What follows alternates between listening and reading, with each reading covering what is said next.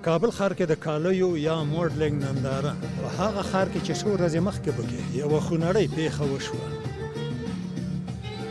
له حجاب سره موډلینګ هغه ننداره چې نن د یو شمېر ځوانانو او نجونو لخوا وړاندې شوه. د ماډل نجونې برقه د افغانستان د خلکو فرهنګ نه ګڼي او وایي چې کولی شي د برقې له ټوکر نه بېلابېل کالي جوړ کړي.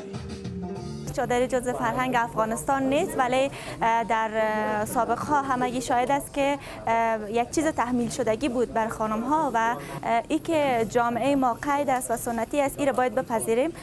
بنابر او میتونن دختر خانم ها از چادری من حیث حجاب که ما چند نمونهش به نمایش گذاشتیم استفاده بکنیم.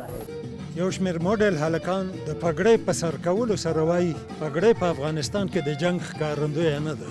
لنگی را نباید نماد جنگ بنابیم. لنگی که پدر ما استفاده کرده، لنگی که پدرکلان ما استفاده کرده، لنگیایی که هر قوم شیرین افغانستان داره، لنگی هزارگی است، لنگی پشتون است. چرا به لنگی که نماد از فرهنگ ما صورت نماد جنگ بگوییم؟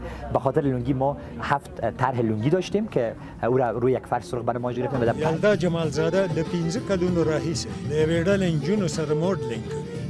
دا د افغانستان په دودیزه ټولنه کې هغو نجونو ته چې تازه موډلینګ ته مخه کړي څه ویل لري. دخترها را تشویق میکنم طبعا، چون کسی دیگه وقت جرئت نمیکنه که در تیم مدلینگ بیایم، مگر من تشویقشان میکنم. چرا جرئت نمیکنن؟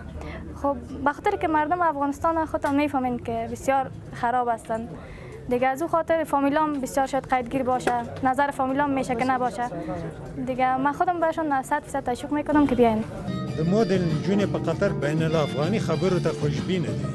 په ورته وخت کې دا اندېښنې هم لري چې د حکومت سره به د طالبانو یوځای کېدل د دوی د پرمختګ خنډ شي. دقیقا خوشبین هم هستم و جای نگرانی هم هست که ما نمیفهمیم که در قید قرار میگیریم و یا طالبان وقتی صلح میکنن خانما همچنان میتونن راحت کارایشون بکنن. نجونې چې د دغه نندارې پروګرام ته راغلي د دې ډول نندارو پر دوام تاکید کوي. میخوایم که صلح باشه در وطن ما، که صلح باشه که ما آزاد باشیم، نه که صلح ما را قید بسازه و از صلح ما نتونیم که پیشرفت بتونیم. قسم یک صلح کار نداریم.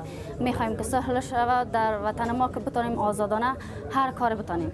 د دودیز افغانستان کې له جنګ مخکې هم د کالیو یا موډلینګ پروګرامونه ترسره کېدل، خو له څو لسیزو ځنډ وروسته د کالیو یا موډلینګ بازار بیا تود شوی دی.